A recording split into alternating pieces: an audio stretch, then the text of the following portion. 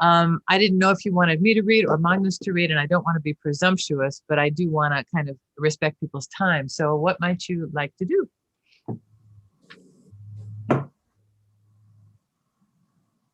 Janelle. Me. Oh, sorry. The silence was deafening. Oh, there you are. Hello. So Are you still in Washington, or have you made a move? Oh, still in Washington. Uh-huh. Or I have no idea how much longer. What's life without uncertainty, though? Life, it's all it is. What was we were watching a movie last night, the weird movie, The Ballad of Buster Scruggs, and this one character, he goes off on how those who have certainty have lost grip of reality. So.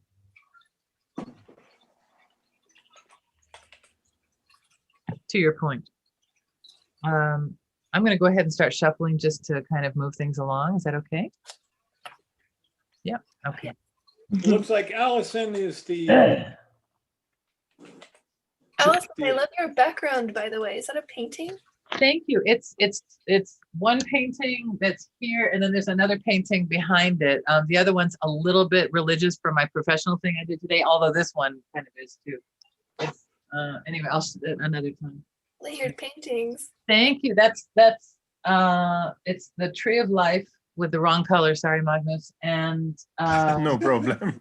a descending dove, and then Malkuth is kind of the communion wafer, and there's an egg up there somewhere, and there's a Star of David in here around Tiferet. It's got a lot going on. This was Brian connecting the Tree of Life instead of with bars, with the lemniscate, or like a Bollingen cross, like the Jungian cross that used to be at the Gnostic Church. And I started doing that, and these things started emerging, and then the dove and so those kinds of things. And so that was fun. That's a long time ago, but it turned out well. I was happy with it. Oh, it's beautiful. Thank you.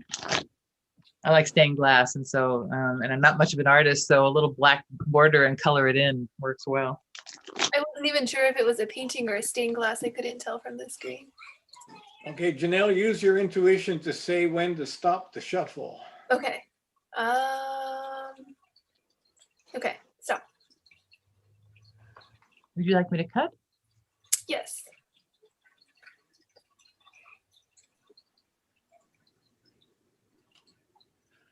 And remember, Allison, just call out the card to me, because to look at it and identify it just takes twice as long as.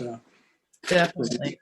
So we're gonna first go for the significator, which is our first queen up from the bottom, if that's okay. And it's the Queen of Swords. There's our image for the Queen of Swords. And Brian is putting her up there as well. And then the covering card is the Page of Wands.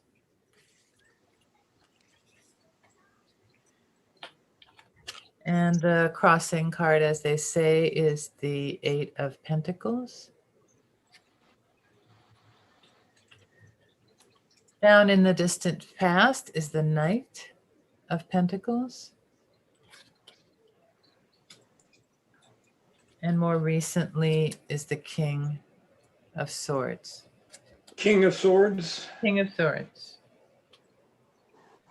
Coming up soon is the Star. And further out is the Sun. Wow.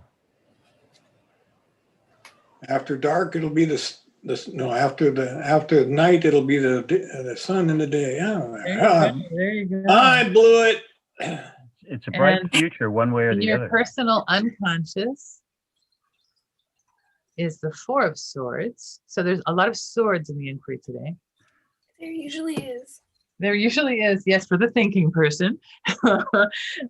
What's around you is the Wheel of Fortune. Just have the Band-Aids ready.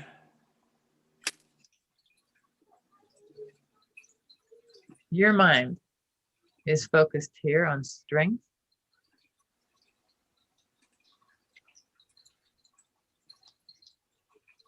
And overall, we might say the Six of Cups. Oh, wow. And avoid this, which is the Knight of Wands.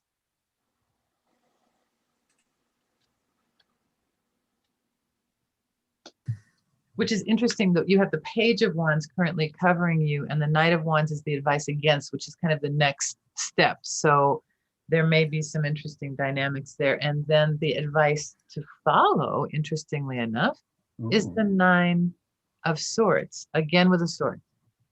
really? Wow. So I think that basically, I mean, like kind of a short answer is you don't know enough yet to take action. Alison, was the last card the Nine of Swords? Because The you eight, showed, excuse me, it was the 8. Thank you. yes, it's the Eight of Swords. That's correct. Right. Thank you, Magnus. No problem.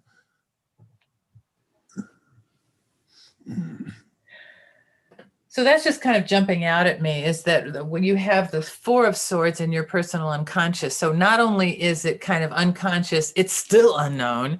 And so the advice would be to trust the fact that you don't know and don't take action yet. That's a very just an immediate kind of thing that comes to mind as I think about this. And now I can look at it on this screen as well. And let's see how I can do that. I hope you don't mind. I'm going to look at the cards over here and talk from here. No, I'm coming back to the screen. Sorry, because I can use some pictures here. And are you able to see my cursor, or should I use the? Yeah, your cursor would not show up, but anything I can you do the can. annotations. There is a cursor. There's just like a highlighter in. I in can the use the annotation annotations. here. Yeah, thank you.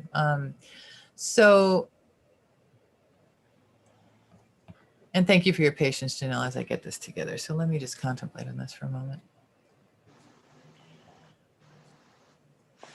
All right, so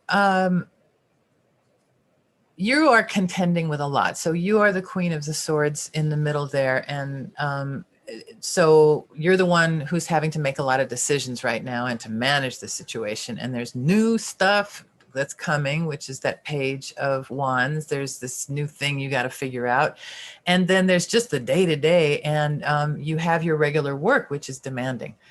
And so it can be a kind of a tiring thing, and maybe that emphasizes the swordsiness, the need to be thinking, and kind of staying on top of things. And so I'm getting that a little bit. So the pressure of newness and then just the day-to-day work is a lot on you. And that kind of goes down to this Knight of Pentacles. I mean, that you are a solid person. You're a reliable person. The situation is kind of, it has been stable. And if we are talking about those in your life, it could be that you have this new situation and that those in your life are very occupied with work and I can be relied upon to carry out the task, but and so that's the basis of this. But I'm gonna take this on a more personal thing. I'm getting a little dispersed here.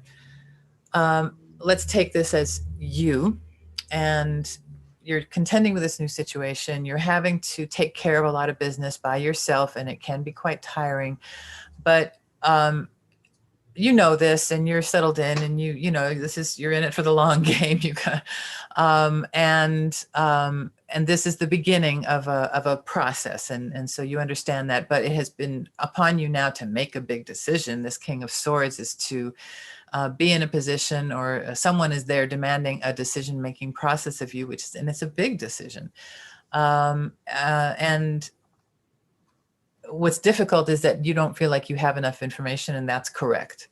There is more that needs to be revealed, and that's also indicated by the card around you. So I'm looking at that Four of Swords. So I jumped from the King of Swords down to the Four of Swords. I'll come back. So the King of Swords here is this kind of decision making upon you, and down here we have this Four of Swords where there's understanding that is still being acquired, and this in the position of your unconscious. So there's kind of a double blind there, perhaps. So back to this King of Swords, or this decision making, and yet, and it certainly would seem that what's upcoming for you is going to be representative of something that you've hoped for. And we talked about this last time. And so I hope that that's still in the cards for you, in terms of that this upcoming time is really going to be something that touches a very, starry part of you, a part of your sense of purpose, and something that's a real driver for you. And that ultimately it leads to this feeling of freedom, which is a nice change from having been the one who always has to guard and take care and take care and take care. So this decision, which is making this a possibility, is still something which is cooking. It's marinating. It's becoming known. And around you is like, oh, it's a lot of possibility. I feel like maybe decisions are being made around you that you cannot necessarily control. And maybe that's the timeline you were mentioning. Maybe it's there's a lot of forces around you which could go either way. I will say that the cards look to make that those things are going to be a positive direction, and that your mental outlook is that you can handle it.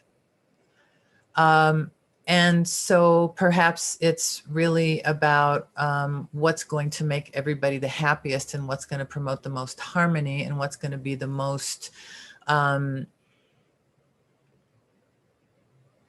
enjoyable for everyone concerned, and the least amount of stress.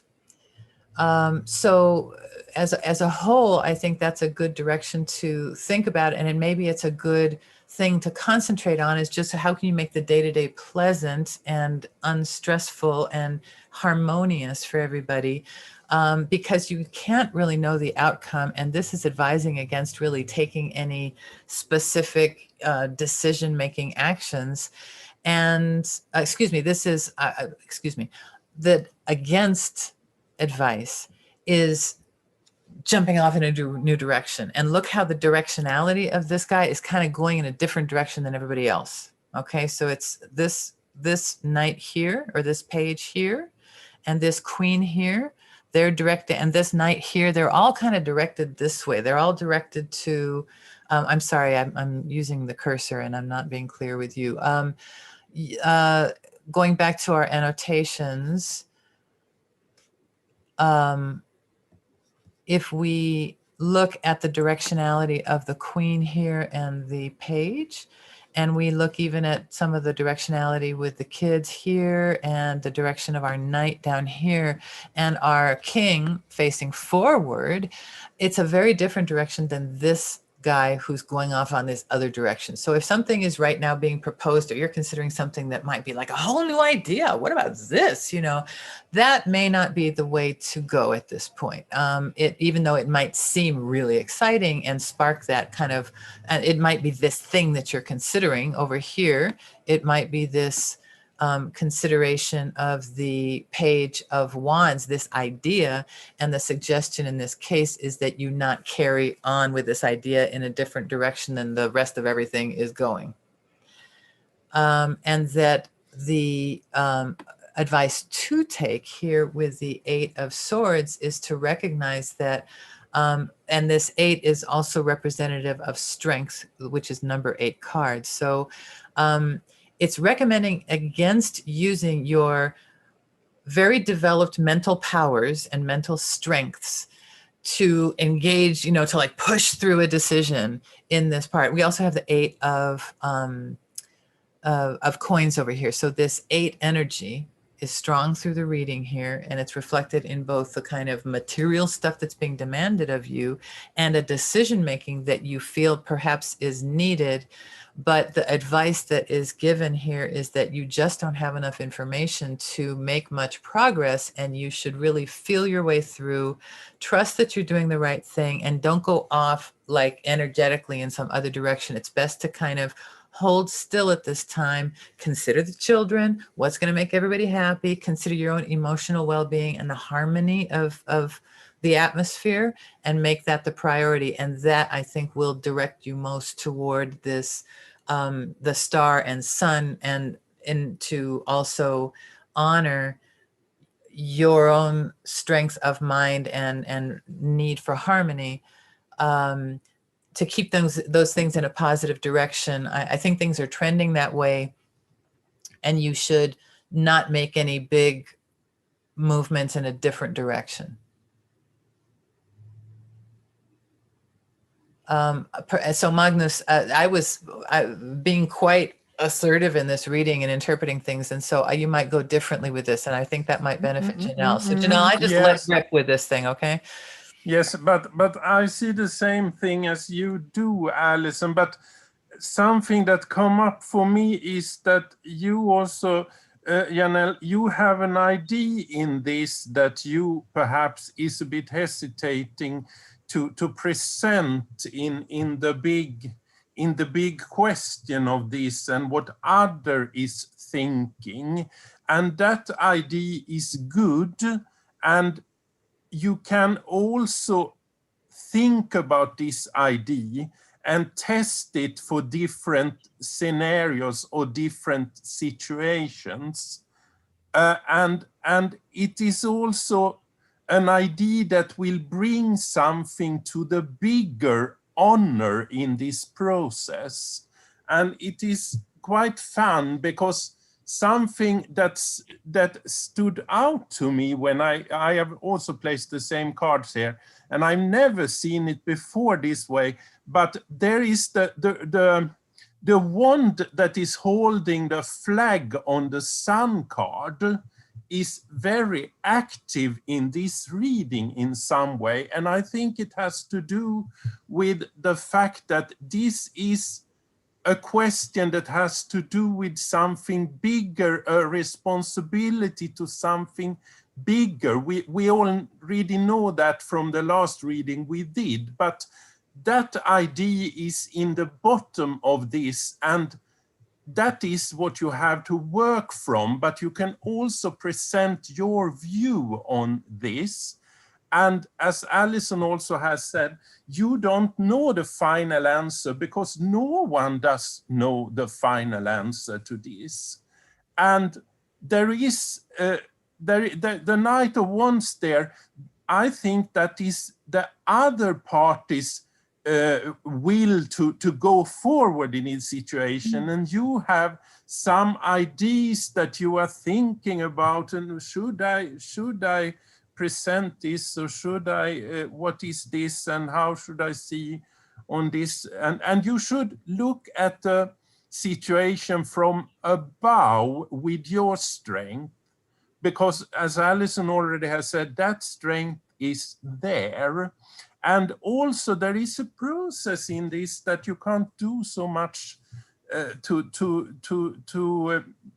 to make things happen faster than they are happening, and let them happen in another way. I'm looking at the Wheel of Fortune in the house here, but still you will be able to test different scenarios for this. If we do that way, if I do that way, and what will that give, and so on.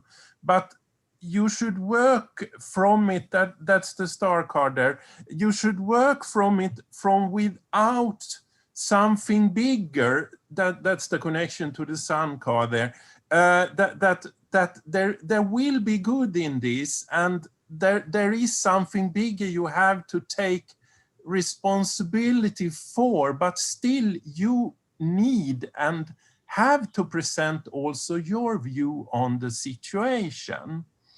And there is a lot of strength in it, and there has also been some mentoring or some power in this before. It's the King of Swords there, and that is something you can work from without with your own thoughts in this, because I think there is a way, and the way is already put there, but you have ideas that will in some way make the way even better. And there is also that 6 of Cups there that show that this will be good. and there is good emotions in it also, and you have the strange in it, but you also need to regard your view of the situation and your what you think, and you can present that despite it looks like there are things that want this process to go faster and that doesn't think fully on situations. And you is the part that can bring that answer in that process. But those answers are smaller than the answers for the whole process, because that process is a process you can't have views on.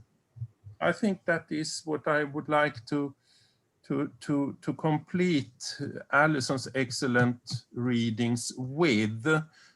And there is also the money. The money is not the point in this. There is now, it is like you have to work to get it your way in a way, but still you have to accept the big idea in this. So I think I'll stop there. I appreciate that. And I want to also just highlight the distinction, and I want to go Magnus's way, because I didn't want to. So if indeed you have an idea going on here, I don't want that to be conflated with the Knight of Wands going the different direction. I think that you shouldn't be counseled against your idea on the basis of this card, but there is a direction that wants to move faster that doesn't necessarily see consequences, that needs to be resisted. Yes. It's not your contributed idea that Magnus was talking about. So just making that distinction there. Thank you, Magnus. That was very insightful, and I learned a lot myself. I hope this is relevant for you, Janella. Who else wants to contribute to the reading before we find out what's up? I'd like to make a couple of observations. I think that notwithstanding the caution signs, and in our twice weekly sessions, we see these caution signs all the time about not rushing into things, and I think that shows that, particularly the Four of Swords there in your psychology, that's something that you're capable of, is biding your time. But the thing that strikes me the most in this is the top card on each of the three pillars there. You start with the star and your near time future, and the star is very optimistic. It has to do with reaching in interior quality or clarity. I'm sorry, and having faith that things are going to work out well. Then in your longer future, you have the sun, which really talks about a happy ending. It's one of the most success oriented cards in the pack. And then you have one of my favorite cards in your misnomered final solution there with the Six of Cups. The six is in general, they're centered on the tree of life, in the center, the Tippereth, which is beauty, and which is the Sephiroth that connects all the other Sephiroths. And you see these wonderful, happy children So I see that however you go, the prospects for things coming out very well for you are very good.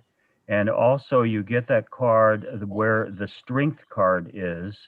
And in our extended discussion of the strength card, it's really related to, it's very much to the cardinal virtue of fortitude, of being able to stick with something as long as it takes, and having the strength to hold on to your convictions. And so that really says to me that you have what it takes to work this out for as long as it takes, and that your prospects for a favorable conclusion in the end are very, very strong.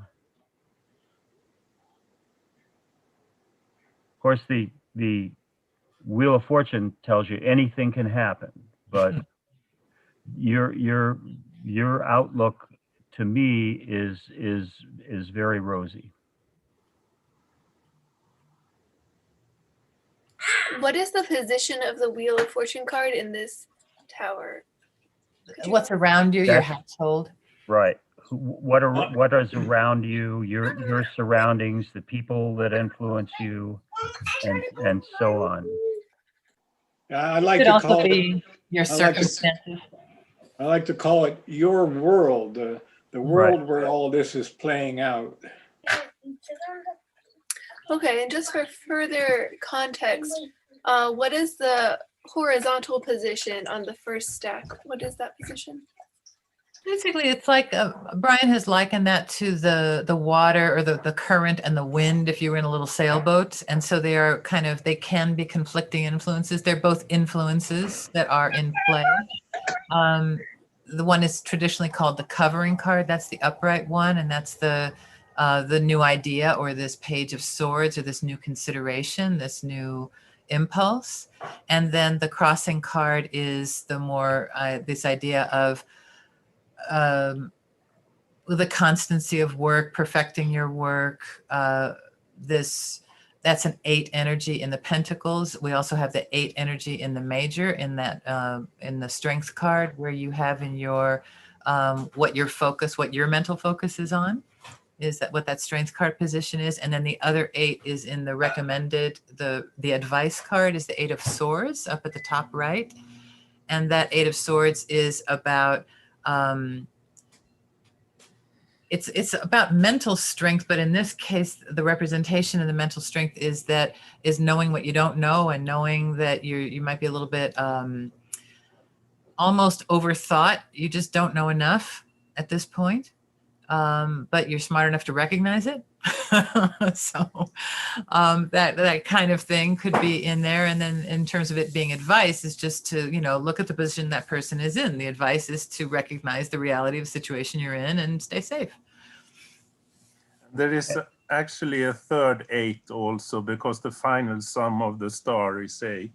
Oh, okay. So there are 3 and 8s. Those 8s are on the 8th Sephiroth, which is splendor, and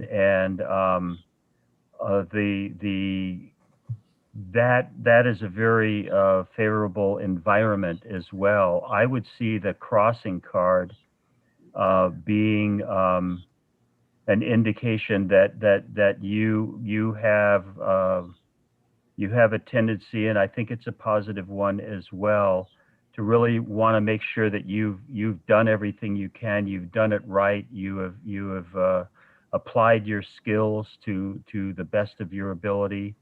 And as a crossing card, what I would, in just in the abstract, would think that might be an obstruction to you, because you're hesitant to proceed until you've got it all right.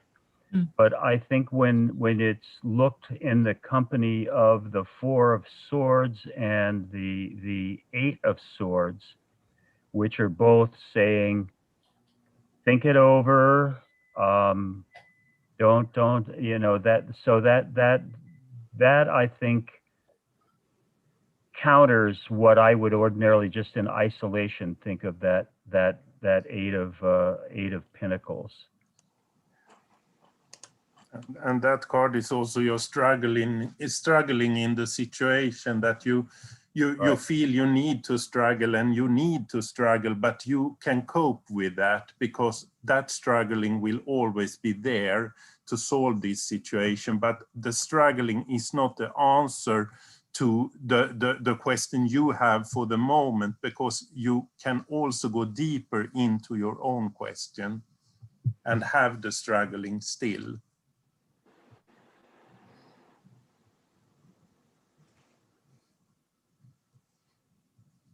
Very Does this resonate for you?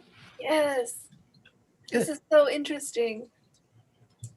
How everything that's on a tree of life grid. Like, this is blowing my mind. This is stuff that I'm just learning since attending this Zoom last time, and it's just Mm. resonating so much, and it's blowing my mind. We like that. That's good. Yeah. Lana, do you have any insight to the reading? Angela?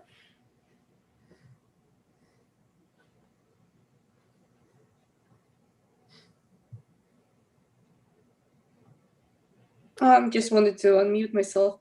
You know, just looking at this Eight of Swords and all the sword situation is, and it seems like if Janelle is going to get into a new situation. So I'm looking at the Eight of Pentacles, coming from a point of where you are the master of the ceremony and you know every single little crack on that coin, and how to go about and going into a new situation where, I kind of see her as this girl, like she will need mentorship, and she'll need some direction and courage. And the Eight of Swords, it seems to me the advice is, while you may be there in your mind feeling like there are people or environment that is against you, but it's in your mind, it's not really what's happening. So just be able to kind of ignore that and move forward. That's how I'm looking at that. It's challenging, but I think that'd be like, hey, you know what? Her eyes are closed in that card. Okay, so don't look at this with your eyes, open. And it's happening. It's happening in your mind, and it's not happening in reality. Or just being able to overcome that. That'd be win-win. Your mind can get you tied up in knots. Right. The best thing to do is kind of feel your way through this. Look at the She's going to bigger have to pictures. feel her way. What's that? Look at the bigger pictures, Mhm. the full pattern, not just your pattern, and what is in your mind. And with the Eight of Swords, a lot of times the limitations are self-imposed. Sometimes that's a good maybe point. overthinking it too. That's a very good point, Jeriel. Yeah, I think this is a really good point. Yeah, so the recommendation Like- could be to say to remind yourself that any limitations that you're perceiving are actually in your own mind, not real. That what's real for you is this Wheel of Fortune, this wild open possibility. And so what's going to make you happy is the guide, the driver. And that's like the only cup in this whole thing is that Six of Cups at the end. And yet it's a summary card about balance of emotion, about acknowledging the childlike need that we all have and the needs of your children. I mean, all of these things are very real within this. And that balance place, which is 6 for the emotions, is a really good capper to this, because that needs to be the thing that guides you rather than your own swordsy analysis. I also see that overall this spread is requiring to have a faith on your own abilities, and courage. Which you have already with that strengths card. Right. Yeah, absolutely. Brian? Oh, I was just thinking as if somebody had asked me, and then they asked me, and I, as much as it's sort of my policy not to overread some, or should I say, read over somebody else's reading. I know that we've gone very much of in a group contribution way. And that's been a lot of fun, but I will admit that, my intuition isn't speaking to me, as I'm just sort of darting around, hoping to highlight the correct cards that somebody's talking about. And it's just so my Take busy. you for granted, Brian. Thank you so much for managing all this stuff. Well, but that's where my mind is bouncing around off of all these details and things like that. So my intuition, I don't have that wonderful feeling that I'm always talking about. That is what really, these Tarot seminars were founded to foster and encourage and induce in as many people as possible, that to get that feeling that you really see the big picture. And I know that if I were going to be doing a reading, let's say if I was going to be the lead reader, or if I was going to be the only one, if we had a bunch of customers, as it were, or victims, whatever, I would need to shuffle and lay out the cards, and then let something else go on while I spend some time, because I find that it can be within a couple of minutes, just a couple of minutes. But it can be upwards of 5 to 10 minutes before my mind has wandered across the pattern, and I see it. I see the big picture meaning, and so my intuition has been dormant during this session here. So, Angela, do you have anything? Anybody? Because I don't want to push Janelle to tell us what's up, because that's no obligation at all. I was just wanting her to get the benefit of as many people's insight as possible. Thanks for asking, but no, I'm just, I don't have any experience reading, so I'm just listening to everybody and looking at the cards while everybody's commenting. So, but thank you. That takes us to Michael. Everybody has said so much, and I don't really have much to add. I like looking at the positioning of the Page of Wands and the Knight of Wands, how he's kind of looking up, and you want to kind of jump ahead with whatever idea or whatever will that's kind of going. But the positioning of the Eight of Swords and the positioning of Strength and the positioning of the Star, it's almost like you're supposed to be looking within and just taking that time to reflect and meditate on maybe what path you're gonna go ahead. Maybe looking at the past, especially with that Six of Cups, that nostalgia there, something in the past that may have been useful for you in the future. Definitely not a time for action. But yeah, that's all I really wanted to add for that.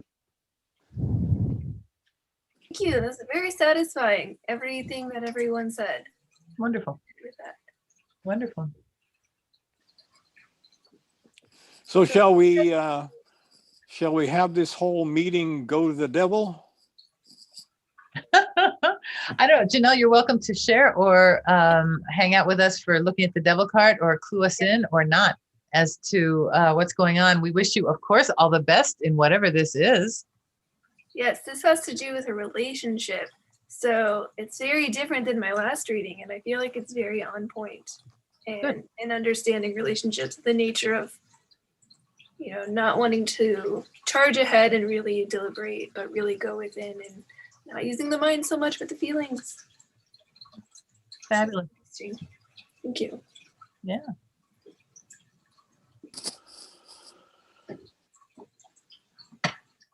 All right, I think we're changing gears here. Do you want me to take a picture of this or do you have a screenshot of this reading, Janelle? You know, I was trying to find the screenshot and I can't find it. So if you could send me a picture, that'd be great. Thank you. You want? What can kind of check- device are you on? I have a Mac. So if it's a Mac with a keyboard, you hold down the Apple key, the Shift key, and hit 3. That's right. Hey, done. Got it. All right. Thank you. All right then. So Oh, one more question. Is Oh, this sure. the Celtic Cross description for the placements? Where do I find that? Gnosis.org.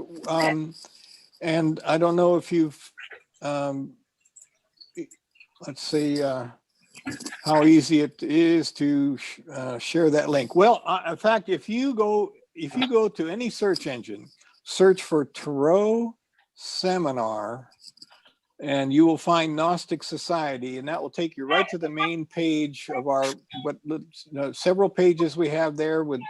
And we have a page that I put up that has the full visual of the pattern and an article describing the positions that is there. If you want to write it down, I have it in my memory, gnosis.org. Oh, I see that Michael just posted Yeah, it. I just linked put it in the chat. Oh, Sorry. thank you. Didn't mean to preempt you there, Brian, but No problem. That's thunder. I didn't need to. So, but it was fun to brag on the fact that we're doing so well in the search engines, but it hasn't brought in the thundering herd. But who knows what the mystery is there? But all right, so and we're going to be exploring that in upcoming sessions. We're going to really spend some time. Once we're finished with the major arcana, we're going to be able to go off in different interesting directions, which certainly is going to include looking at all those major arcana from the different decks, because I think that's going to be quite a lot of fun. But we're going to definitely get down and dirty with the Celtic Cross, and I'm hoping that some of our people with a big library of books can look up and try to see what is the history of the Celtic Cross. What have been the key phrases? It's kind of an invention. It's not Celtic. It's not a cross. It's not that time honored. It's a reading. It's a spread. But the history of it, I'd be interested to know what did they think of the different positions through the several centuries since. Which reminds me, Allison, were you on that little field trip we took to a museum here in Los Angeles? That I have those. Yes, I have those cards actually. I found them the other day. I didn't get the book to go with them like a dodo, I think because it was expensive and I was broke. But is you talking about this one, the Robert Price one, the Tarot of the Tenfold Mystery? Yes. No, well, I was thinking about that. There was a museum had a display of tarot. Yeah, this is where I got this. It was at the Craft and Folk Art Museum, right? We went with Yes, that's right. And them, Yeah. But I just recall that I think that it said that the first known tarot decks might have been about 1530, the year around somewhere 1530. 1400, 1500, something like that. But the Celtic Cross is something that I think was just the general reading that Waite used to just kind of get a general overview. Well, I'm hoping we can can dig up a little history on the Celtic Cross. It Because, just doesn't have that. It doesn't have as storied a history as it claims. is what I'm saying. I think it has become very popular though, and I think part of that is because of how popular the Waite deck has been, and I think it's pulled the Celtic, so-called Celtic Cross with it. And Janelle, the actual descriptions of each of the positions there can vary depending on the source, and but a really salient point here is though that most of them will not show those two cards up there next to the card that is often called the final solution card, and that's a Well, we all think it's an improvement, but it's a supplement to it to give you on the left the path toward that solution that doesn't look so promising, and on the right the one that looks more promising. But that's mainly, you're going to see that here. And That's our little addition. And I think a bit of history is also to be found in the book about tarot that the author that you show the cards from, Alison, the Michael Place, he has written a book that is called Tarot, or Tarot Cards, or the history of tarot cards. And he goes to, but I don't know if he's writing about the Celtic cross as such.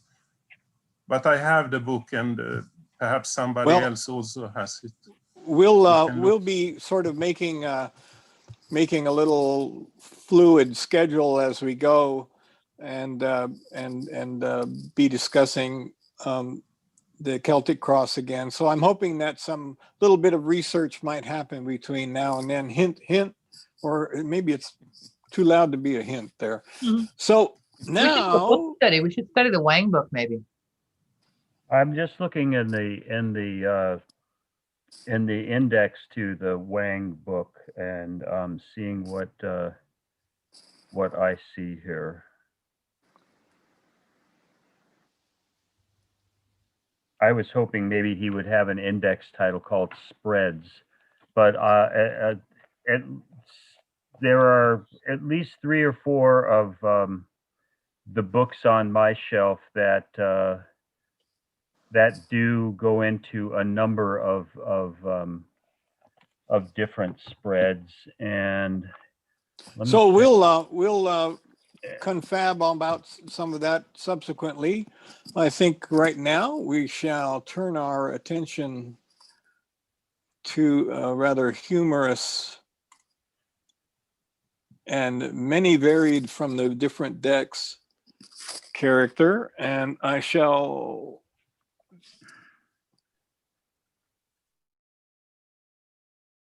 mute everyone, and now I shall introduce Dr. Heller speaking on the subject of the devil. The 26th path connects Hod to Tiferet. Attributed to it is the 15th arcanum called the devil. The Hebrew letter is Ayin, the meaning of which is the eye, and the astrological sign attributed to it is Capricorn, which of course, owing to the fact that Capricorn is sort of the old goat, namely the mountain goat, it has a relationship to the goat aspect of the devil. The card of the devil, as shown on the weight deck, is actually taken from a sketch pen drawing of the great magical scholar of the 19th century, Eliphas Levi, of a figure which he referred to as the Baphometic goat. Now, what we need to keep in mind is, of course, the issue of which 2 qualities of consciousness we are combining here. And these qualities of consciousness would be the vessels or the Sephirot. Let's just say that Hod, on the bottom of the right-hand pillar, has to do with mind, intellectuality, the thinking function, while Tiferet has to do with the transcendentally connected intuition, sort of something perhaps that might be approximated in psychological terms by Jung's term, the transcendent function. Now, it doesn't take, I think, a great deal of perspicacity to discover that the intellectual, the mental, the thinking function has some powerful resistances against transcendence. Why? Because if transcendence comes to be in our consciousness, the intellect is transcended. And, you know, it might come as a surprise to you, but hardly anybody or anything enjoys being transcended. including ourselves. And therefore, there is, let's say, an opposition, a resistance. The Buddhists, who are probably, at least Alan Watts used to call them, the most psychologically oriented religion in the world, very, very much concerned with the psyche and its functions, much more so than Western religiosity. The Buddhists never cease to point out that, at least for us, the way we are put together at the present time for humanity, the greatest obstacle to transcendental consciousness, to enlightenment, is what the Buddhists call the mind, the thinking principle. The thinking goes on and on and on. In fact, all meditational practices, whether of the East or of the West, is to a very large extent directed toward precisely that, how to quiet down the turbulence of the thinking function. Now, of course, on this particular path, we have the encounter of the thinking principle with the movement of consciousness to something beyond thinking. And that causes resistance.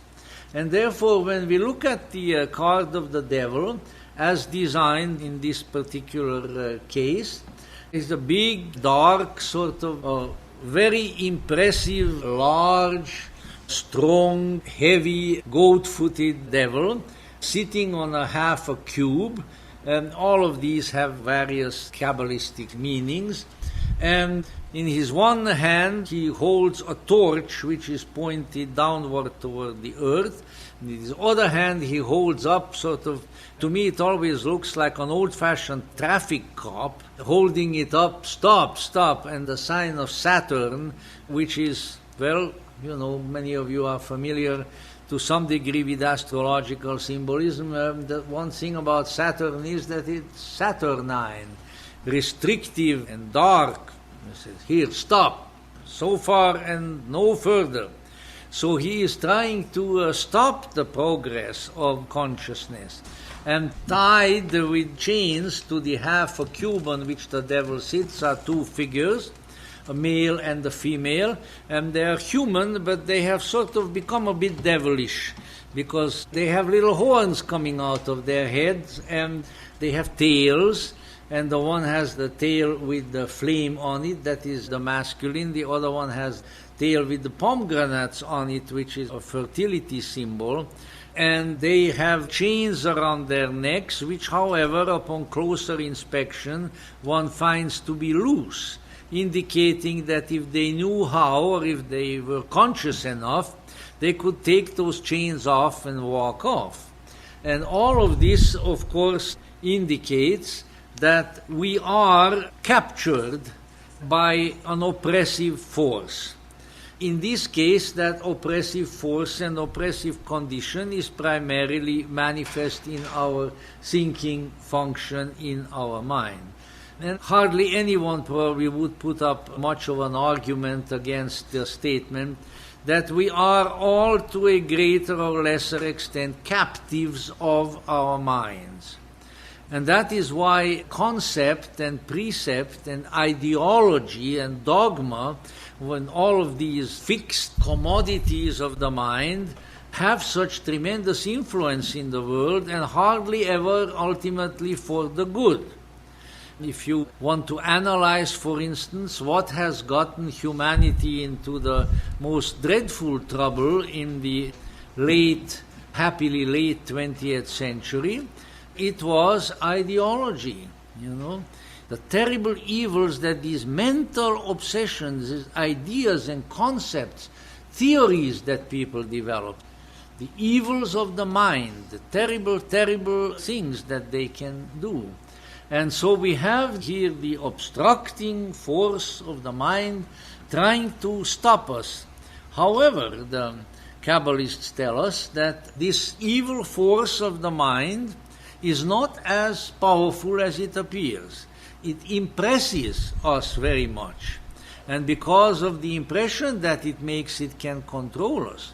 But if we stand up to it And if we employ our insight and our wisdom, and above all, interestingly enough, now this is very correct ancient Kabbalistic teaching, our sense of humor, then we can defeat the devil.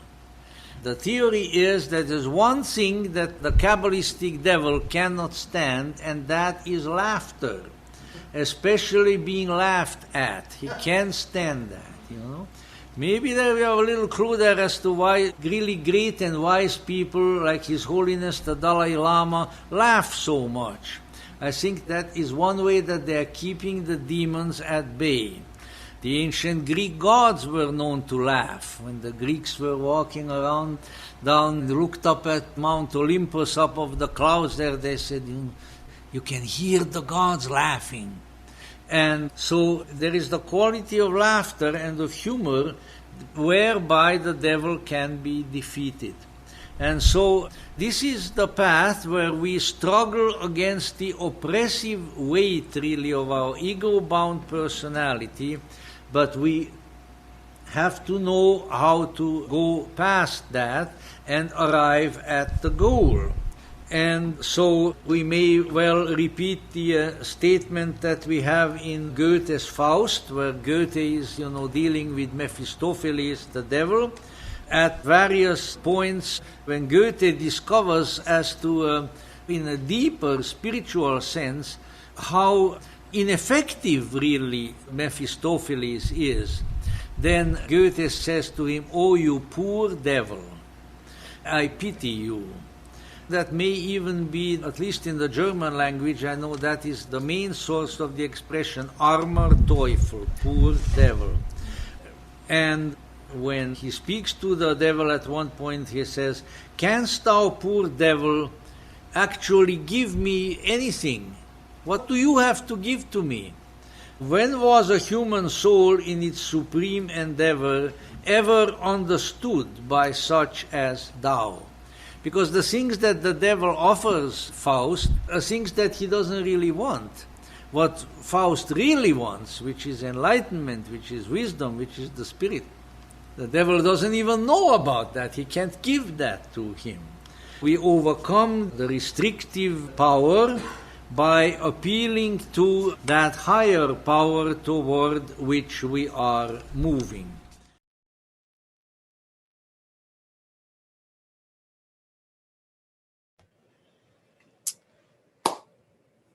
The inimitable Stefan Heller. Always amazing. Never a word wasted. Everything is so relevant. The sense of humor aspect is so important to keep in mind with this card because it's such a culturally charged image. Everybody gets afraid of this. And so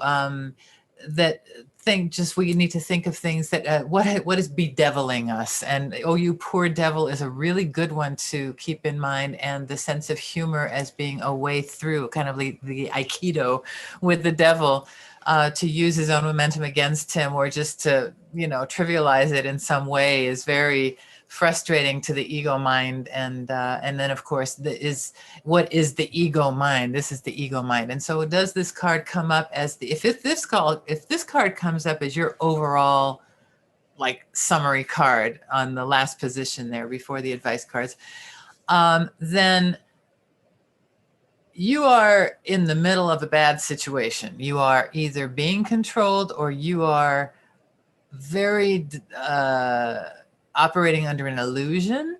You are on an ego trip. You are imposing your will on someone in an unfortunate way, or the situation is just really a trap. This was mentioned before. I was listening, actually, Gerald, you had forwarded a link from that guy, Mitch Horowitz. And Mitch Horowitz, I was listening to a lecture of his. I'd never heard him before, and he just kind of is extemporizing, and he was extemporizing on power. And so I wrote that down because we were going to be doing the devil here. And so what was he saying about power? And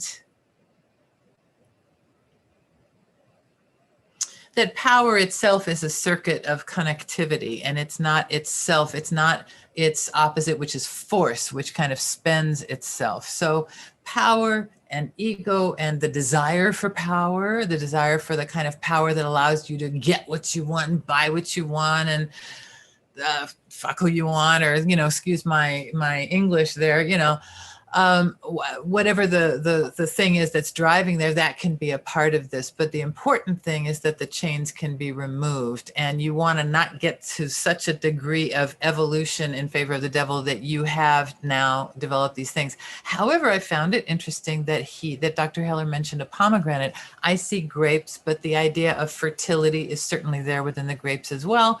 And so then is this the trap of Adam and Eve then to with having children and having passions and just being driven by these other things that then tie you to the earth. And necessarily out of all the things that tie you to the earth, and these are the earthly ties and our earthly things. And it's also what keeps a roof over our head and what keeps us warm and in the cold and all these kinds of things. I mean, you gotta make your pacts, and you have to, what also comes to mind is this idea of rendering unto Caesar what is of Caesar. There's also that you have to do it to some certain degree, and the hermit is kind of moving away from that. But this is the job, you know, this is the boss, this is the corporation that you work for, this is that you have to work until you're vested, or this is the enlistment term, you know, or whatever the segments of obligation and oppression are. That can be this, because Capricorn is also work. You know, it's career, it's the engagement with the earthly. It's also the darkest time of the year in the Northern Hemisphere is the Capricorn time. And so all of these things, the winter solstice and the star is pointed to the earth and the priority is down and So what are the priorities? So I'm getting back into the divination here. I was just off on a tangent. So it comes up as the card overruling your reading. So you have to acknowledge that you're under the thrall of something, and hopefully you've identified what that is. If this is in the advice against position, then maybe you are trying to like do a deal, or maybe you're going to do something a little shady, and this is advising against that. Maybe this is advising against making a decision based solely on the kind of money you're going to be making.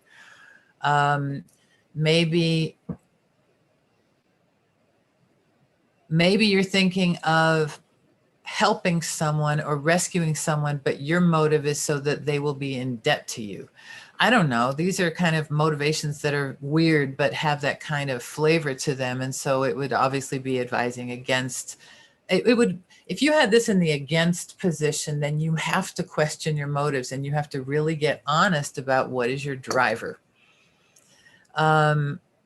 Or what is trapping you. And the thing that Mitch Horowitz was also talking about is that it's the self-limitation, just like Stefan was talking about. And so you are not trapped in situations any more than you believe yourself to be trapped in situations. And so you have to unpack that kind of feeling of entrapment as well.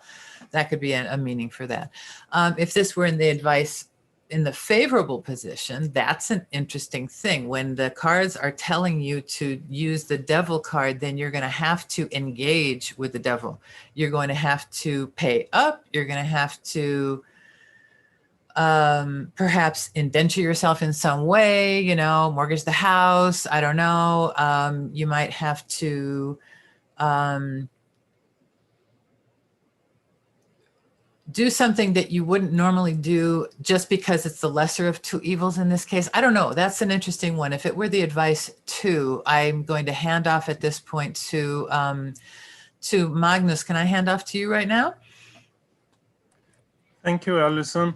I think this is an interesting card, both the deep of it and also reading-wise. I would also say if it was in the advice position, it's also about going into the situation and be able to smile at the situation and the shortcomings in the situations. And also know that you will be struck in the situation, but the solution is that you make it lighter for you and you see it like it's a process. for me, it's a lot about bondage. It's a lot about to be caught up in things when this comes up in a reading, and perhaps also see that you doesn't have a choice here, but you need to accept the situation, but your struggling should be to get out of the situation, but not immediately. You should also look at the situation, because the symbol for this path on the tree of life is the eye. So you should look at the situation, and I think it's the third eye that is referred to here, because if you are looking at the pentacle on top of the head, it's pointing right at the third eye. And Jeriel and I has read in the Wang book, I suppose, and he talks a lot about that the struggling is to turn the pentacle around so it gets the spiritual pentacle symbology with one top pointing upwards. Because this is like you are not reaching where you should reach in the higher realms, because the two tops are up, and they are usually materialistical, but also they are, if you are looking at it Kabbalistically, if you place that pentacle on the tree, you see that you will reach to two Sephiras with the two tops, but with one top you will reach up to Tiferet in the middle pillar, because the two tops is symboling you are working from both the pillar of mercy and the pillar of severity, but you are not balancing them, and you should do that, and the balance is in your third eye. I think that's the symbology in this card. And Wang is also talking about the devil should rise the fire up to enlightenment. And if he does this on this card, I haven't seen that before, but then he will fall from the cube he is resting on, because there will be an unbalance with both hands up there. So he will fall there, and I think it's a symbology in that also, and something that should be pondered in the situation. Looking at it Kabbalistically, Wang is also talking about the tree path leading to Tiferet, of which this is one of the paths from Hod to Tiferet, the 8th to the 6th. And Wang is talking about, in the card we had last time, the temperance, it's the test. And Wang is also talking about the lower tests there for we talked about that last time, the path of the moon card, the path of the universe, and the path of the judgment card. And he tells us we have to accept all those three tests. But here, the tests is on a higher realm, and we have to take one of the tests and work with the tests. And here the test is going from Hod to Tiferet, and to understand that there is a divine power in the situation, and you have to look at that power. You have to look behind the materialistical, the egoistical thinking. But still, as Alison already has said, that is difficult because you are caught in the materialistical world. So you have to balance your feeling for the spiritual, but still be able to work with the materialistically thinking mind. And there is also, Wang is also hinting a bit about this with the astral energies, that this card and this path has to do with to learn to balance the astral energies, because if you are meditating and try to leave the mind, you know what immediately will happen, because you will get so much input that you can't sort what is coming up in your intuition if you are trying to find the answer in the information, the intuition. And that is the goal here also, to be able to pinpoint the answer in the Akashic vibration or the Akashic records, as we are saying, because the Hod Sephira has a lot to do with the thinking, and to go from the thinking to the eternal knowledge in the world, the sun there in the Tiferet. And it's a challenging card, but it's also an interesting card. And there is also the 4 elements hidden in this card, Wang is also talking about, and that is also hinting that the balance should be on the 4th element, the 4 elements to give birth to the 5th element also. So the pentacle is turning around there. So you work from the spiritual mind. And he says that the fire is showing there, and the wings are the air, and the water is the pomegranates and the fruits there. And he is talking about the devil himself like the earth. So the 4 elements is hidden in there. And also, as we have been talking about before, the 4 and the 3 is also there. I haven't seen this before, but the head of the devil is actually forming a triangle, a water triangle. So you have the water there also. And there is not a cube he is resting on. So there are no balance in the elements here. They're unbalanced because there is a rectangle, and Jeriel will talk more about that, I suppose. And I will hand it over to Jeriel now. Thank you. Thank you. I gotta say, I thought that Dr. Heller's examination of this was one of his very best. And I think it put us on a roll, because I thought what Allison said and what Magnus said have been really excellent as well. And this is such a rich card. The first thing that comes to mind is we've got the triangular structure that we've seen over and over again, with a central figure that's outsized from everybody else, and then the 2 below it. And the chariot is the one that started that. But the one that has to be the most striking, of course, is the Lovers. And the Lovers is number 6, and 15 reduces to 6. 6 is the 6th Sephiroth of Tippereth. And so you see in the Lovers card Adam and Eve, and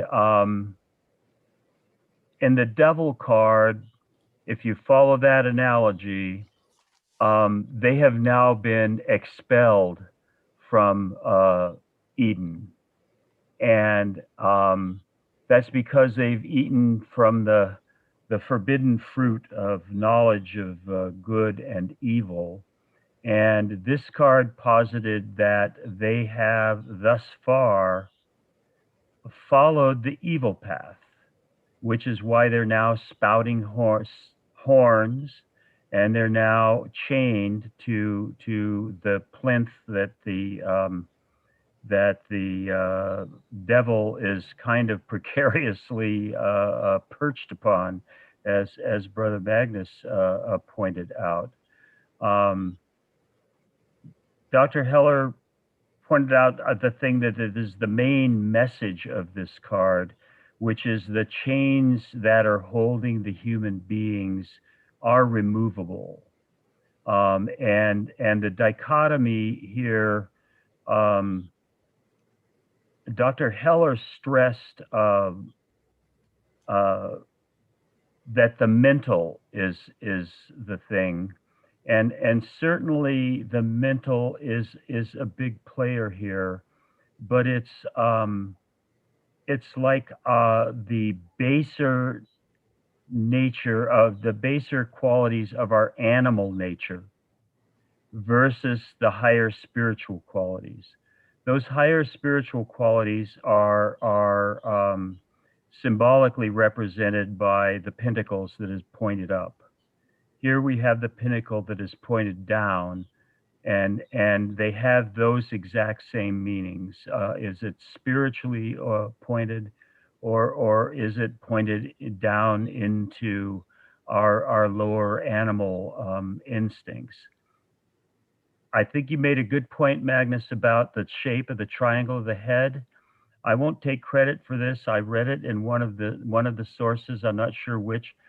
He sees the beard as the lower point of the pentacle, the ears as those two lower side points, and the horns as to the upper points, to re-emphasize the turned upside down pentacle, because that's the main thing that it's talking about. And what I see, it was mentioned before about balance is one of the principles that comes out of this. The balance between good and bad, light and dark, profane and sacred. That's the balance that's being made here. And if you make that balance, that would be symbolized by taking the chains off and walking away. You always have that as the possibility.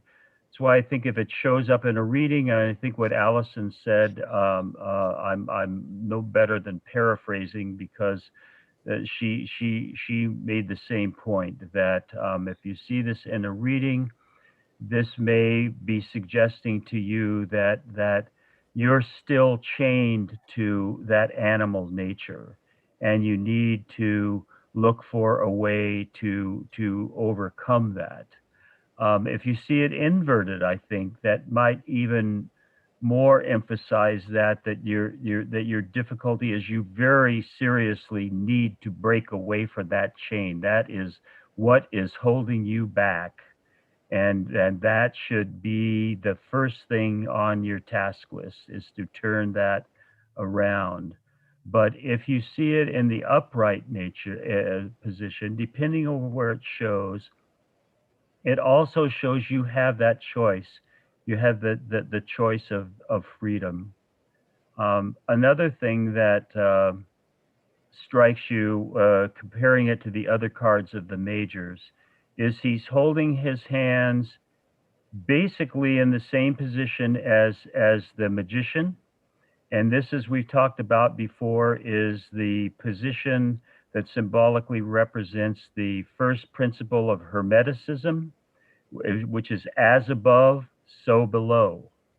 And what he's showing you, what's above, very subtly in that open hand, there's a cross there, which kind of emphasizes, because a lot of these things have very Christian oversights in them, and pointed down is the higher fires of hell, which are actually carrying the male figure, is turning his tail into flame.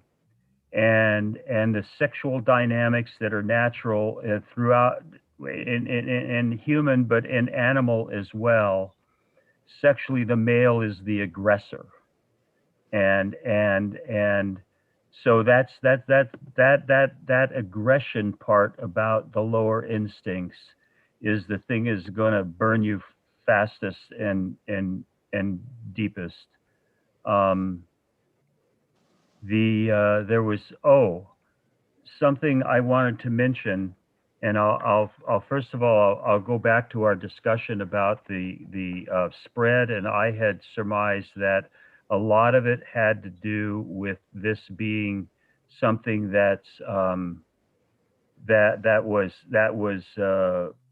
advocated for by Waite, who created this most popular deck. This book, if any of you don't have it, you should get it. It's the pictorial key to the tarot. It has about a page each by Waite himself on each of these cards. And at page 206 on this, he has section 7 of the book, which is titled An Ancient Celtic Method of Divination. And on page 209, he has a really simple and very accessible, Janelle, expression of what that is. If you go on Amazon, you can get this book by the creator of this deck that we use, and that is the most universally used one. And this costs less than $10, I think. What was the name and author? I couldn't see it. It's A.E. Waite. It's Arthur Edward Waite. Okay. But A.E. Waite, and it's called The Pictorial Key to the Tarot. And tarot writers call this the PKT for that. And one of the things that I'll close with this one, although it may take a minute or two. One of the things that he says in this, in his page on the devil, I think I want to read just this part of this. He says, the figures are tailed to signify the animal nature, but there is human intelligence in the faces. And he who is exalted above them is not to be their master forever. Even now, he is also a bondsman, sustained by the evil that is in him and blind to the liberty of service.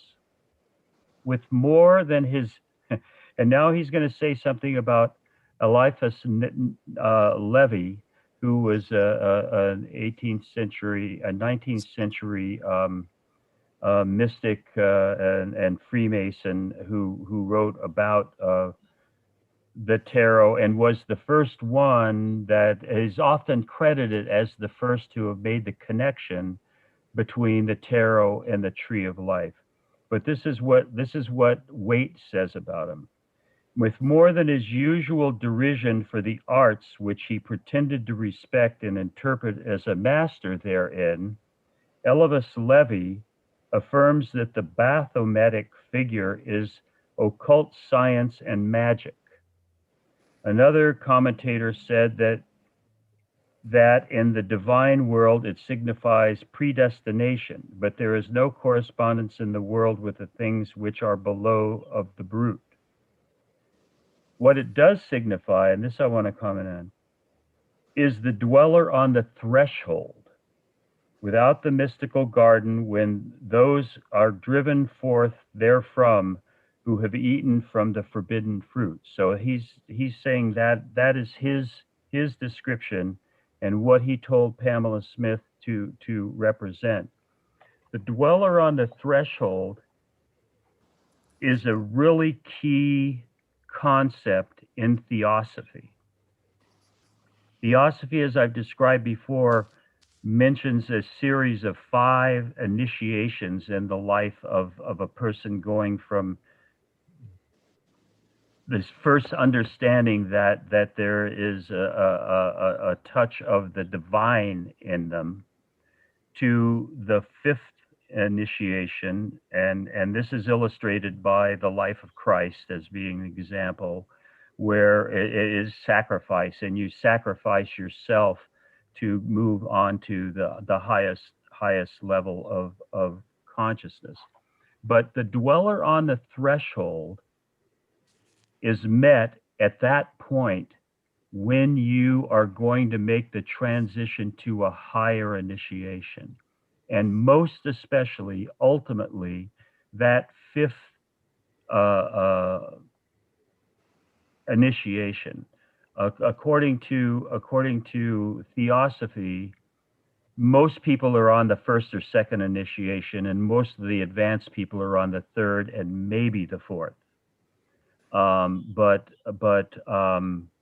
the dweller on the threshold is when you get right to the point that you are ready to step into that next higher level, all of the fears and the base temptations and all of that negative animal-based stuff in your whole life confronts you at that point. It reminds me of something that I mentioned before earlier, when Jesus, right before going and getting baptized in the Jordan by John the Baptist, goes into the desert to meditate and is confronted by who? The devil, who tempts him with power, with wealth, with knowledge, all of these kind of things, and Christ knows he's ready to go into that final public service leading toward his ultimate sacrifice, because he's able to face those and walk away from them. That confrontation, I think, is meant by Waite to be what's the ultimate thing that's being pictured in this card. And whatever stage of initiation we're in individually, we have that confrontation to move on at each step along that ladder. And with that, I will pass it off to Michael.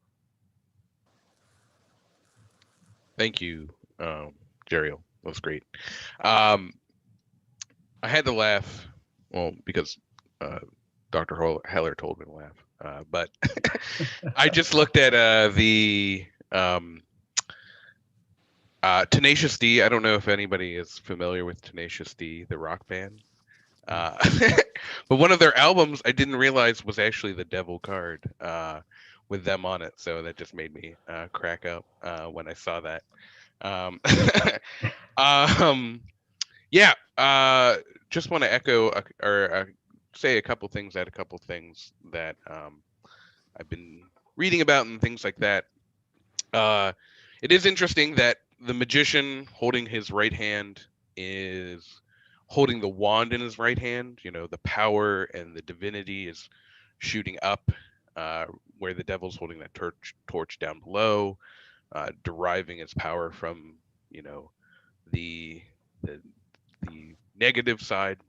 A lot of decks show some decks show the reversal, the magician with his left hand in the air instead of his right hand in the air, where the devil has his right hand in the air, like this one. The Waite deck keeps it together, which is interesting, but you still have that difference in the dichotomy with their wands. I'm not a Hebrew scholar by any mean, or I'm terrible with languages, but the I, or the letter that's Waite attributes to it, sometimes it's Samech, or the block, which kind of looks like Ouroboros, which is a you know, kind of that snake devouring itself. And with that devil, you know, that the world that we're in, that material world, sometimes seems like that Ouroboros, something that we can't escape, that we are imprisoned to, or adversarially connected to, and its nickname is the Block, and which is interesting because he's standing on a block, and, you know, if the devil comes up, maybe it is the Block. One thing that I read interestingly in the Cavendish book is sometimes, you know, the block that we have with the devil can sometimes be the force that enables us to be good. You know, that negative resistance. There's no way that we could walk around on Earth unless we have that negative resistance of the ground there to propel us forward and propel us to be better and overcome the temptations. So while the devil card obviously can remind us of our lower nature and our kind of animalistic desires, it can also be that block that we need to kind of force ourselves into heights, you know, going from splendor to, or from Hod to Tippereth, we see that, from Mercury, which is by all accounts pretty much dead and desolate, very powerful though, but to, the sun, a place of illumination and light. That's all I had to add. How about Lana? Would you like to add? Yeah. Thank you. I always have difficulties with this card, in this particular deck, because this is not how I envision devil. This devil reminds me of devil from Gustav Meyrink book, Monsieur Leonard, the goat, the smelly goat. I mean, he goes on and on and on how bad he smells, But I think devil is a concept, and it doesn't, the form that it comes into us, not always the ugly, smelly goat. I think it comes out, more often as in Faust, it first appears as a poodle, it's a friendly, dog, and Faust, allows him into his home, and even gives him the best place in his kitchen, and in my one of my favorite book that opened lots of venues for me, I don't know if you guys are familiar with Bulgakov's Master and Margarita. Their devil comes as well-dressed, educated man. So temptation, we were just previously talking about temperance, and so it's kind of like a continuation. So here's a temptation, So to me, the devil is it could be illusion. It's a Greek god Pan, who's not good looking at all and kind of gaudy and smelly, but plays beautiful music and strays us away. So it's a concept of where we get deluded, we get lied to. It also can be a situation where you have beliefs, that are outdated, and it also could be a superstition. So, but I just want to say that my favorite quote is also from Faust, and it's from Master and Margarita. That's how the book starts. It's I'm part of the power. I'm part of the power which internally wills evil, but internally works good. And this is just to confirm what Michael was saying, that it can take us to a different level. Just as in Master and Margarita, the Margarita had to sacrifice her self, her integrity, to go to a devil's ball and preside there naked, which was completely of her nature.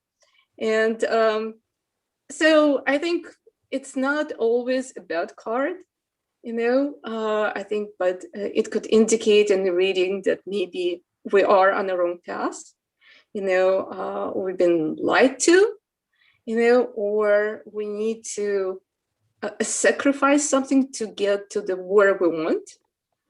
So anyway, that's all I want to say. Thank you. And I'll pass this. Who hasn't talked to, I believe, I'm just looking, who did I miss? He's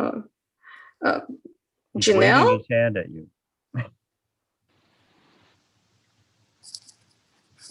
And I just picked up Master and Margarita, by the way, after reading it a long time ago. It's great that you just mentioned it. So I just wanted to add that. The Master and Margarita, is that what it's called? Master and Margarita, yeah. Yeah, if you guys did not read this book, it's really something. It was required reading. I was doing a study abroad in Eastern Europe, and my professor said you need to read this book before you go. So. And what's the book again? Master and Margarita. What's the first word? Master. Master. Okay. Janelle, did you have ideas around the devil? Yeah, I'm also going to look up Gustav Merrick because I've never heard of that author either. I'm getting a lot of good book recommendations today. Thank you. Well, to add to the All the Devils, I would say Devils by Dostoevsky. Okay, you guys are... and the picture of Dorian Gray.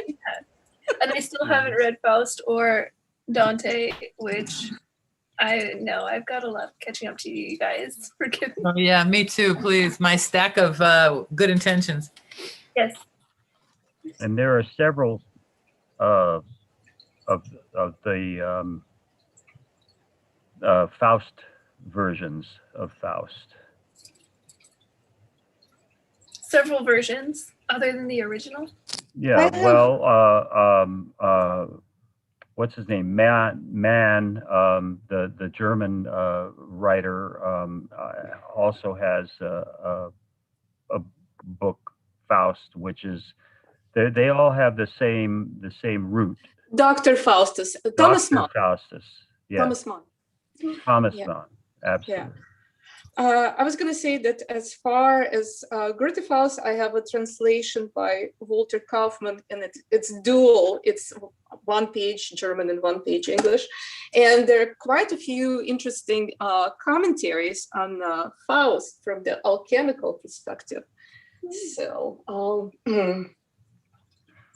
I always wanted to have a book club where you could discuss the alchemical parts of Faust.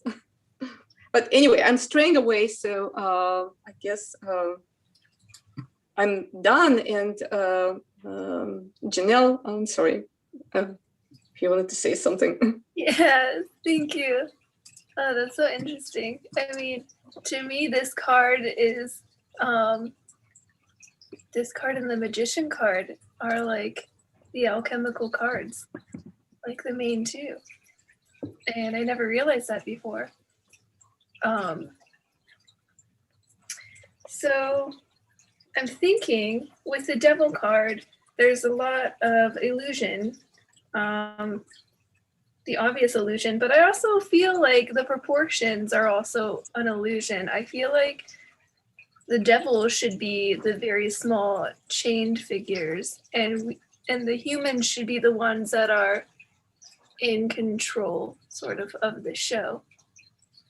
Because I think that's kind of the secret behind the devil card. And it's that, so above, so below, so within, so without. We have this devil is a part of ourselves. I mean, even this image is something like we've created from our own psyche. And it's something that we can utilize that I think deep into the past, it's something we've always been hesitant or afraid to utilize. Like we don't even touch it. But we can discover so much through taking what's in the base instinct and what's in the very low animal vibration range. Like the negative side of things is just a part of life just as much as the positive. And it's our ability to be in the larger position where the devil is pictured and kind of have these little chains around these sort of smaller entities where, they say the devil resides in a vibration that is lower than us, meaning that there's a tier that we're walking up, there's a ladder we're climbing. And we're not just as humans the only ones climbing this ladder. We're taking everyone up with us. You know, it's just a procession. And so I definitely feel like the farther up the ladder humans are able to climb, the more we're making room for even, I think, the lower selves to also be finding their way up. And I think they have a lot to show us. I think we have a lot to learn from each other. And I think that's definitely the masculine energy igniting his torch.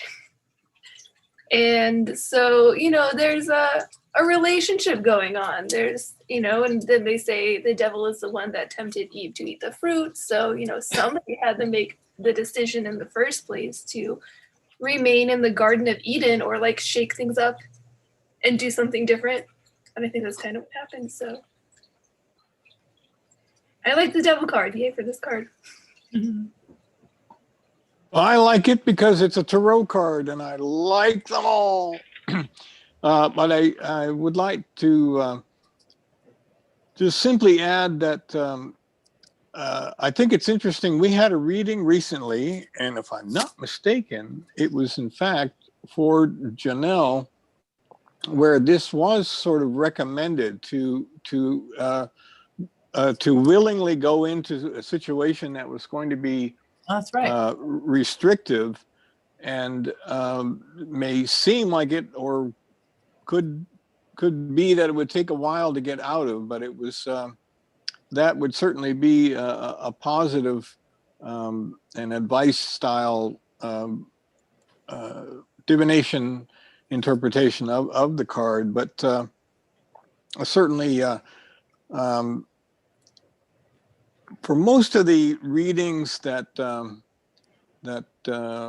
I've done where the devil's been present, it's almost always been about you're not as restricted as you think you are, and that's really that's the whole thinking thing, that we think ourselves into a corner, a bit like that Eight of Swords. We can our own way of overthinking things can be a restriction very much of its own. And so the practical benefit of the devil card in so many readings has really been to point out to people, I think, well, they're, you know, the guidance that comes through the tarot cards and the spread and the reader is always very much been about alerting you, awakening you to the fact that you are not as restricted as you think you are. It's not going to be impossible to get out, to get freedom from whatever the circumstance might be. I know I was just about to enter a relationship with some trepidation, and I pulled one card out of the deck. Well, here he is.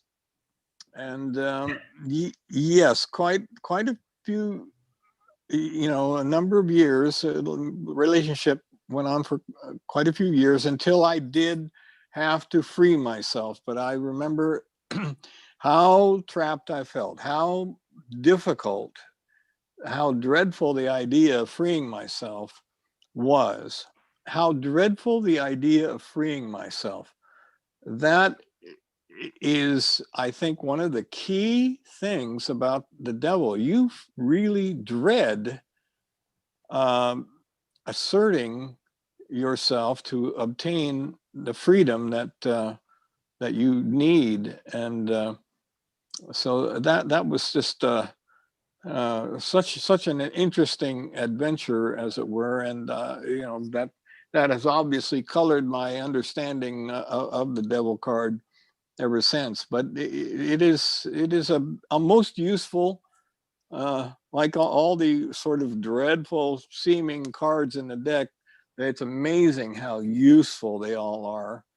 Our next one, the Tower, is another prime example of something that looks quite dreadful, but oh my, does it ever have wonderful, useful, enlightening, divinatory applications to it. So that's what I've got for you. Pass it around, guys. What you were just now saying, Brian, also is very consistent with the theosophical teaching on the dweller on the threshold. The dweller on the threshold is that you are not realizing you're giving into your cowardice to go forward, and it is, as Janelle suggested, these are illusions that you're not capable of making these next steps, and the lesson is that when you push yourself to do it, you are capable. It is within you. That's the looseness of those chains around the two figures' necks. I wanted to add that, there is talking about astrological symbolism and devil connected to the Saturn, and this Saturnian energy. And it's interesting that there was in the in the Roman days, there was a holiday known as Saturnalia, where people, kind of like a Christmas now, where people would dress up, and the owners, and the slaves will be partying together, and everyone is wearing a mask, and nobody knows who is who. So that's kind of adding to devil. Another thing about, from astrological also perspective, Saturn is the last planet, visible planet. So it's kind of like a situation where you feel like you can't go any further, and it's binding. And there's an expression, it's better known evil than unknown. Or the devil, yeah. Can get comfortable in uncomfortable situation because you already know, than trying something new. And and this is it. And we're also astrologers, called Saturn old devil. And the grapes on the female's tail here are a symbol of Bacchus, who is the wine god. I wanted to also pick up on some of the things that everybody was saying.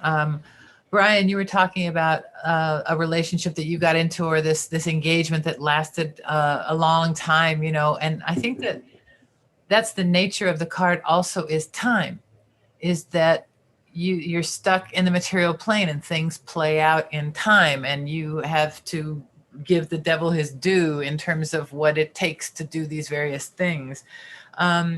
There's also the idea, I think within, for example, traditionally the study of Kabbalah, you would not approach that until you had a strong enough ego to withstand the onslaught of what would be coming for you. And you would have to be like a 40-year-old man who had a family and who already had a house and had established himself financially. And all those things have to do with engaging and dominating and at least mastering to the level of comfortable survival the material world. And at that point, then can you perhaps be the dweller on the threshold, or move on to spiritual pursuits that are beyond the necessities of the obligations of what it takes to, get yourself out of the mud, essentially, in this human life that we have. Also the idea of the 7 deadly sins, any of those things could be represented by the devil. So you could have gluttony and it could be a part of this. It could be sloth, or whatever the sins are, and the more radical evils that people might do unto each other, of which there are many, many, many, many, many. And sometimes you're motivated by what seem like positive things, and yet you're motivated to do these disastrous, horrible things, and what's really driving the situation. So all of those are a constant source. You have to always be analyzing and looking for what the driver is in any given situation.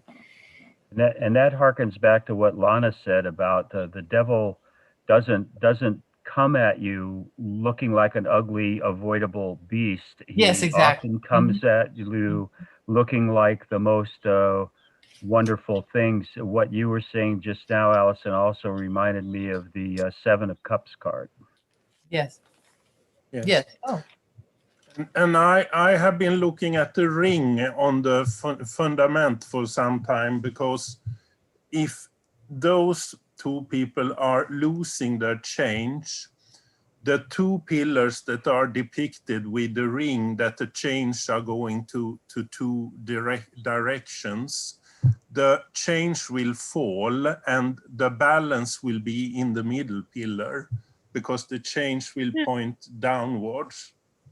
So there is also some sort of hint here to work from the middle pillar to find the balance, to take both the severity pillar and the mercy pillar and work from the middle pillar to get up to Tiferet, and also to balance the astral light and those energies, because those energies are difficult, and they can also be devilish energy if you can't understand the astral light, because that light is also filled with a lot of trickiness, and it's also giving power to your ego if you hasn't loosed your ego in the situation, which Alison also have been talking about just now. And also I did the other way around that you did, Jeriel. You put the 5 and the 6 together, and the 10 and the 5 together, and got to 6. I enlarged those numbers, which Crowley did often. He took the 15 and then he took and added the 1, the 2, the 3, the 4, the 5 up to 15. And if you do this, you come to the 120, and the 1 and the 2 together is 3, and that is the Empress card. And I think this is also hinting that you will need a lot of feminine energy in this to get rid of your ego, because the masculine energy is a lot of ego energies also, if you are working just out of those. So I think there is a secret hint in the numberation in the tarot here also. I agree with Magnus, because the 3 is also Venus, and the light bringer and the devil being Lucifer. It's interesting that the middle of, I think this is in the Tarot of the Bohemian, that the middle between 3 and 15 is 9, which is the Hermit. And you have prudence there, that wisdom that you can take and try to decipher between, what is that lower nature and what is that higher nature, where 3 is, that higher creation and that nature, where 15 can be that lower. But yeah, and that will also balance the Hod Sephira against the Venus Sephira, the 7th Sephira, and that is also 15 together. So there is a balance by those two Sephiras also, to get the release of this energy in a positive way, to be able to walk up the middle pillar, I think. And I also thought the Bulgarov references was interesting, Lana, because I immediately thought about the scene at the end of the book where the owner of the restaurant is seeing the devil coming, and what he is doing, he is go in to fetch the best bit of meat they have, and he goes home to prepare that for his family, while the devil is demolishing his life restaurant, which has been his power in the life. And he goes home eating instead, taking the energies from that and starting over again. Well, it's a really, interesting book, Yes. and Me too. especially for those who, grew up in the atheist society.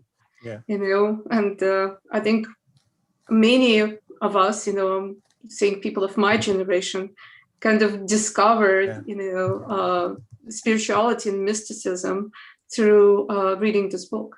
Yeah. This is that Master and Margarita book you were talking Mhm. about? Yes. Yeah. Yes. And Yes. Gustav Meyrink? No, this is Bulgakov, Oh. and then there's Bulgakov? Gustav Meyrink. There's some also interesting mystical novels by Yeah. Meyrink. Actually, I think Bulgakov was influenced by Meyrink and Goethe. Yeah.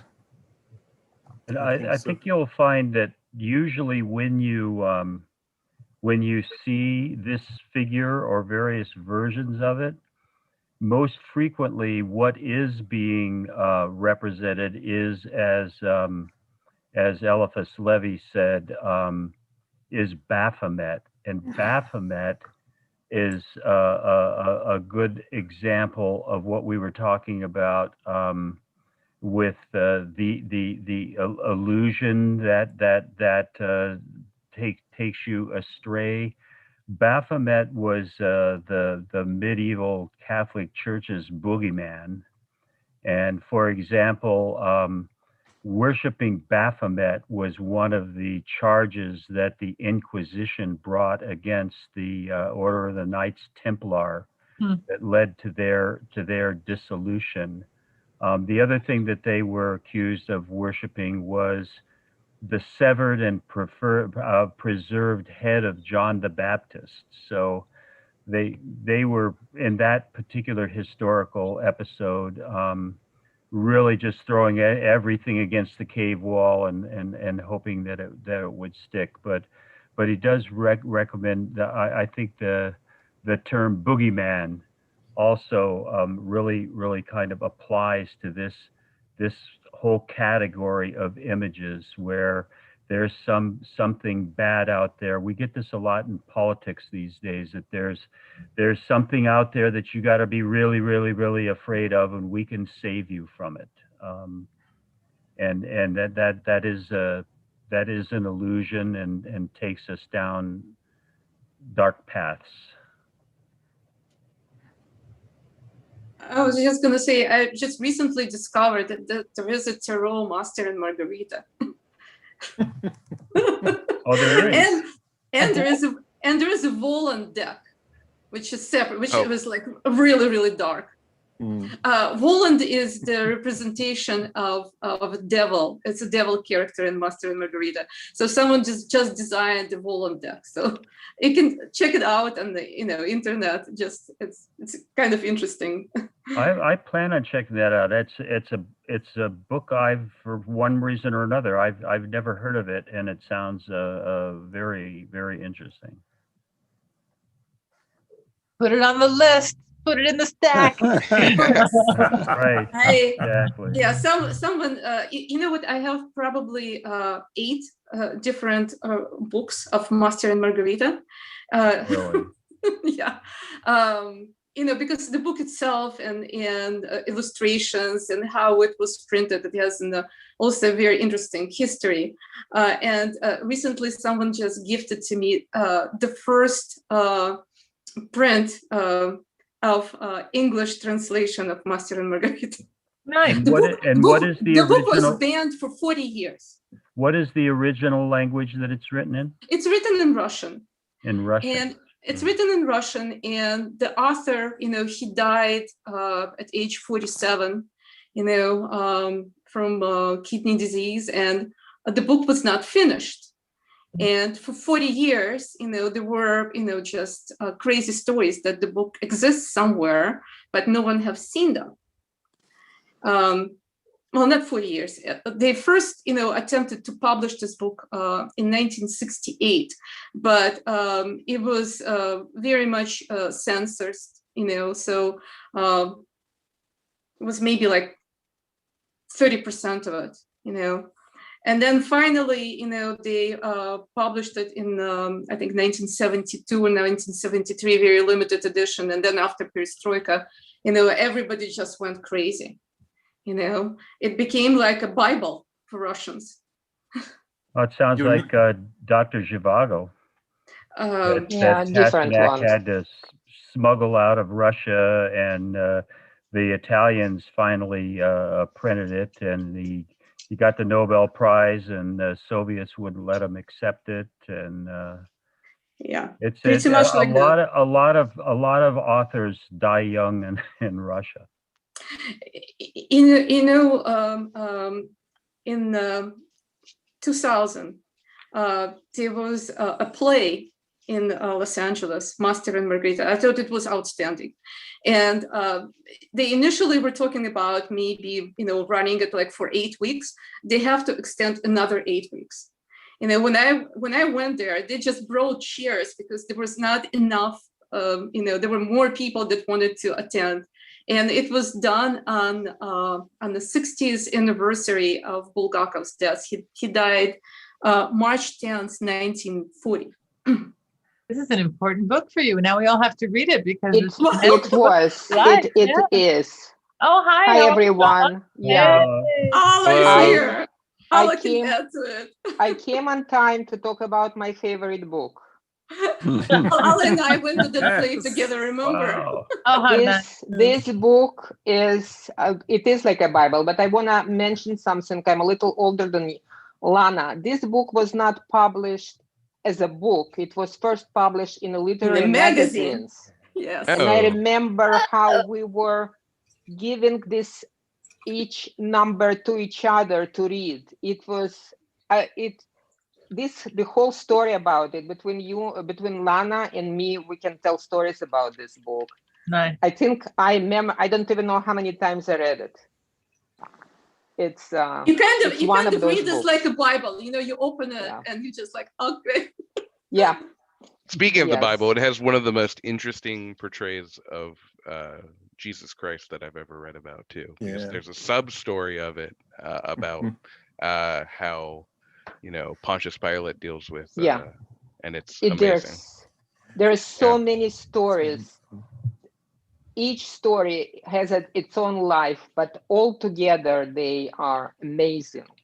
So you guys gonna have a treat to read it. We should have Magnus and Jeriel lead us on a book study on the Wang book. And then Lana and Ala, you guys can lead us on a book study of the Master and Margarita book. Oh, yeah. I mean, all of you guys have read this book, and I haven't heard of it. I feel like I've been living under a rock. Yeah, you and me both.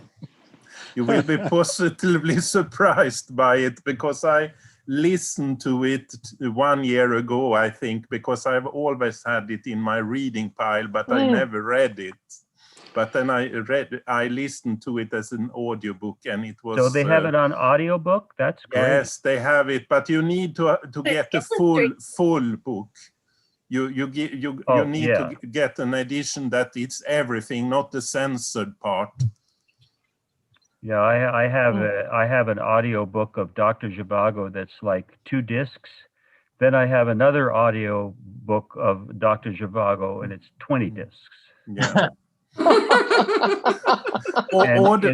It's one of my favorite movies, but then you read the book and that is so, the movie is so slimmed down. Characters are combined, characters are completely omitted. Have you guys seen that movie, Dr. Zhivago? Yes. The Zamar Sharif, the original one. Yuri and Lara's daughter, who is just in that wraparound in the movie. She's like the last quarter of the book. There's a whole career that she has in some of the subsequent things that went on in Russia that are not in the book at all. I mean, in the movie at all. But I love Russian writers, and I'm gonna have I'm gonna have to. I may have read this by the time we meet the next time. I think you have a book. You're a better man You know, than I. there's some, it's a satire. It has a good sense of humor, you know, and I think some people may have difficulties because they're not quite familiar with Russian culture of the beginning of last century. But I think you guys are all, you know, well educated and worldly people, so that won't be a problem. But it's there are some parts of it that's just so you can't stop laughing, you know, if you can only imagine things happening. Yes, Have and you- how many phrases that we are using in our speech that came out of this book. Really? Really? It's Yeah, really, one is the famous one that manuscripts don't burn. that's Mm. one, and That's another one that the Anushka already remember Spill the oil. spilled the oil. Yeah.